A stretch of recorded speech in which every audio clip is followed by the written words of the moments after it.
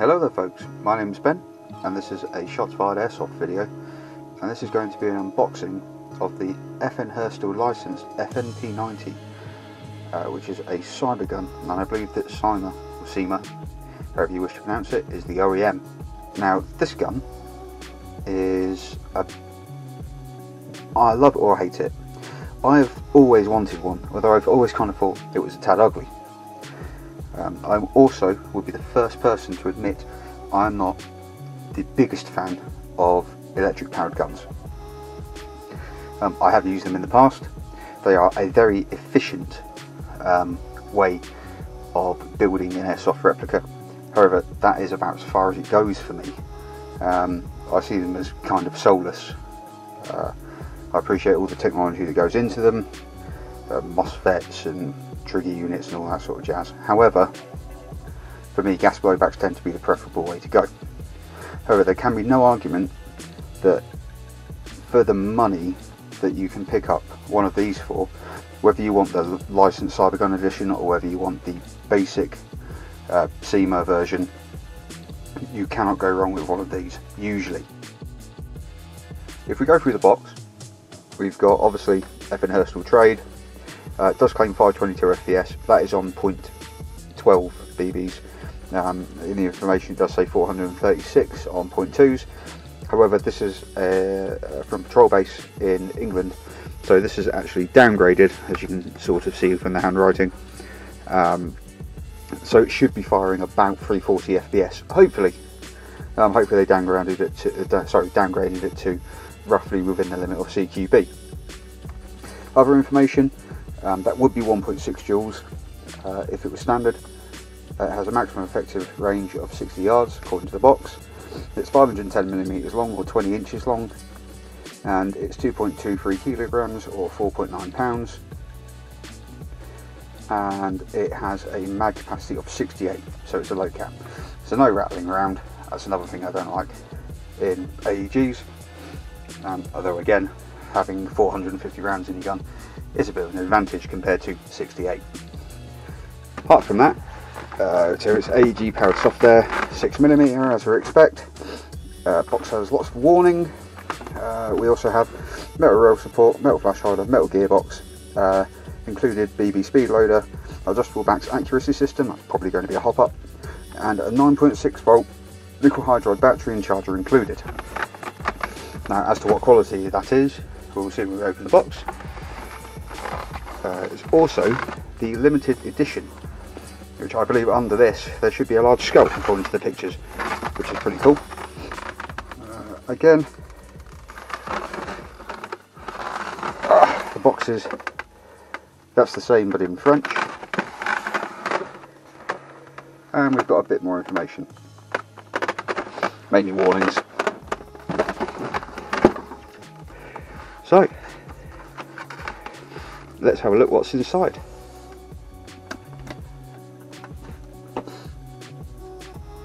Ooh. Oh, look at that. I do like the skull. I know it's tasteless, but I do like the skull. The mag looks great. That's the spring that was removed, which is the 430-ish FPS spring. We have a huge boarding brochure. Interesting enough, this appears to be, yeah, USA, Canada and American countries have an entire page of warning, and then we have half a page for Europe, along with our usual "Don't be a moron" guide on the back, and then we have a warranty certificate. Inside, oh yeah, we've got how to put the mag in, how to load it, how to apply the battery, and how to adjust your firing mode. This has full, auto, semi and safe. So put that to one side. Let's have a look at the magazine. I suppose the stuff's underneath.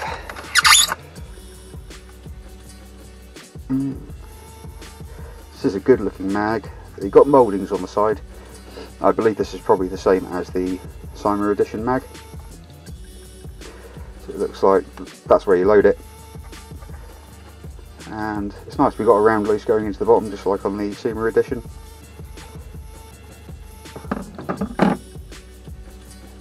That's pretty cool. So we've got a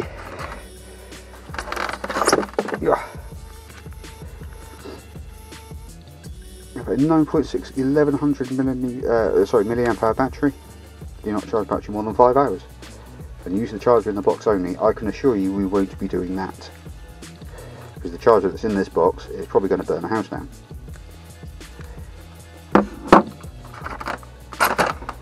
Speaking of which,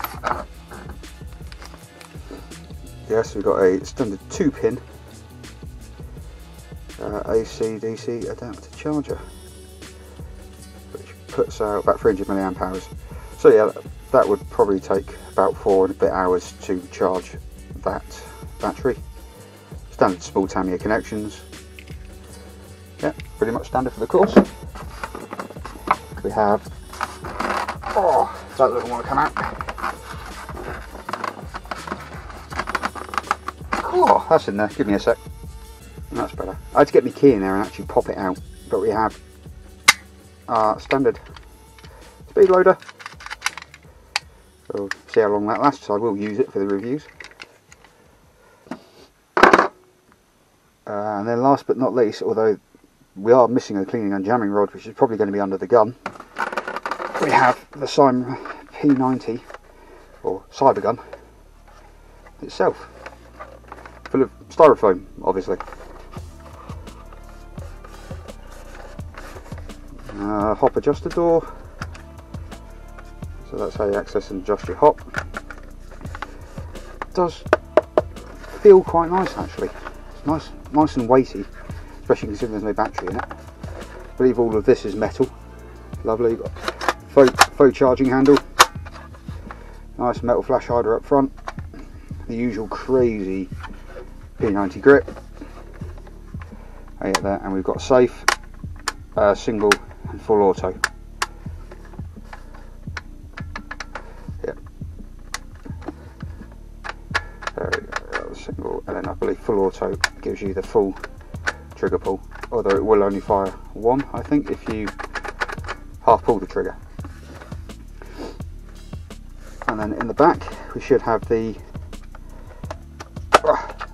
battery compartment. Yeah, there we go. We've got a fuse, small Tamiya, and if I can get some sort of angle on the camera, there is plenty of room to get quite a decent sized battery in there. So we'll just pop that back on. Does slide on nice and easy. Let's just have a look at the magazine. So I believe we are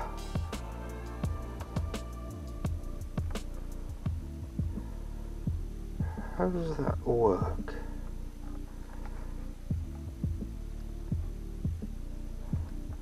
Right, so finger it that way up, that in. Yeah, there we go. That's magazine, completes the look. It does look very nice indeed, I must admit. And it is a nice weight. Again, the amount of styrofoam that's still on this is insane. I really dislike styrofoam packaging. It was okay 20 years ago, but things have moved on a bit now. Even the cheapest things I bought recently do come in foam. But there we are. So let's just get everything out of the way and get a closer look at the gun. Okay, so it's time for a bit of a closer look at the gun. Now, as I say, this is limited edition, so we have the skull insignia on the side. This side of the gun, we've got the nice FN Herstal logo, licensed by FN Herstal on the side there. And we have a fully ambidextrous weapon. So we've got charge handles both sides, although it doesn't do anything obviously, ambidextrous selector, and obviously right or left hand, essentially the gun feels the same. On this side we've got the nice FN Herstal Belgium insignia display there. We do have a serial number emblazoned on the side, and we have the matching licensed by FN Herstal logo on the side there. It is made in China, but it has passed QC, so we're not worried about that. To get the receiver off the, to get the rail system off the receiver, there's the button here, and I believe you just pull forwards, which gives you access to this rather nice front portion and full access to your hop up and barrel. The hop up doesn't feel the most sort of resistant to moving. But then again, in an electric gun, I don't suppose it's actually under much duress, not like in a gas blowback, where you might find it skips as you fire due to the vibration. You can see how the ramp works for the faux charging handle. I probably have to get a set of pliers to get that off, but that is a nice metal flash hider, nice and detailed.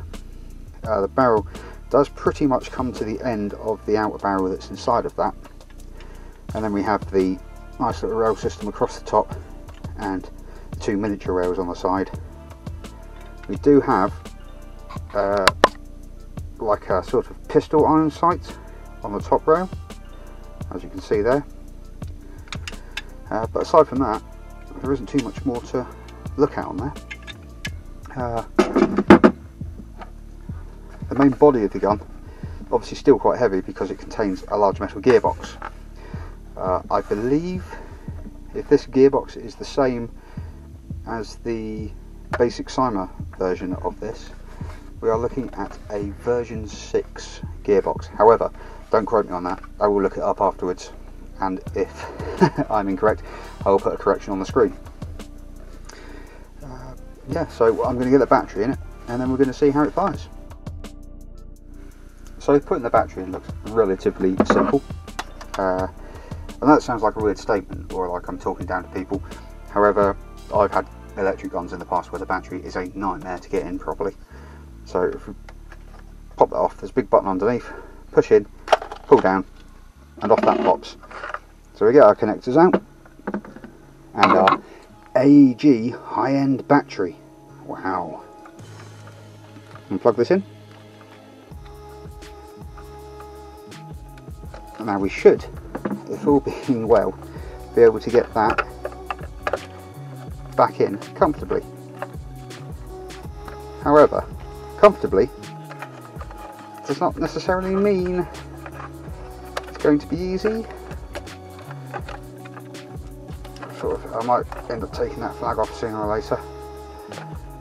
However, we are in, just about. I did have to push that fuse right down back into where the gearbox is. Oh dear me. Come on now. We have got a little rubber pad in there, well, sort of foam rubber pad to try and stop any damage being done whilst this is going on.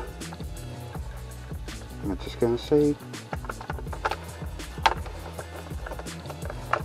Okay, give me a sec. I'm just going to get this back up. Okay, so there we go. That's all in. Fits nicely. I did take the big warning flag off the battery, which was actually what was causing most of the problem. And the fuse is down the right hand side, so it goes in and that way.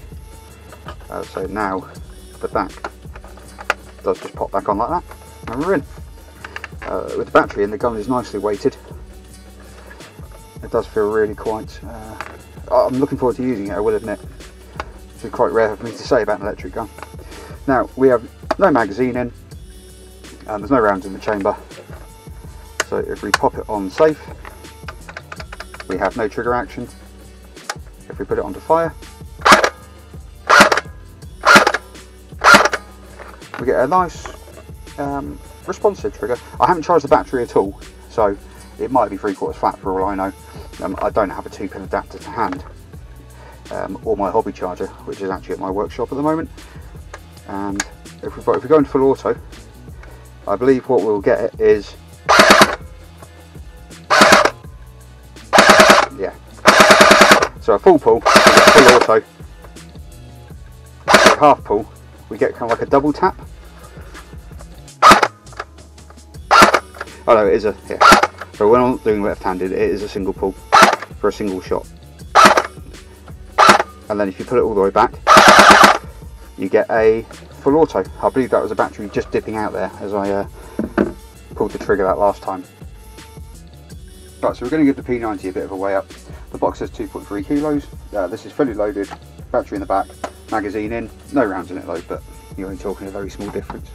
Let's see what Mr. Scale says. Okay, so it's coming in at 2.2, almost on the dot, 13 grams over. So a little bit less than what the box says. That isn't necessarily a bad thing. One of the main points of the P90 is it is a small and mobile weapon. and this sort of weight is pretty ideal. Obviously with it hugged close into your shoulder, into your body, you don't really feel a lot of the weight anyway. It's not like you've got it kind of right out front. You kind of choke up on it. So I'm very much looking forward to using it in CQB. So once again, I've been Ben. This is a shots fired airsoft video, and thank you very much for watching. Like, comment, dislike, subscribe, whatever you want to do in the comments, and I'll be back with you shortly for a full review on the P90. Thank you very much.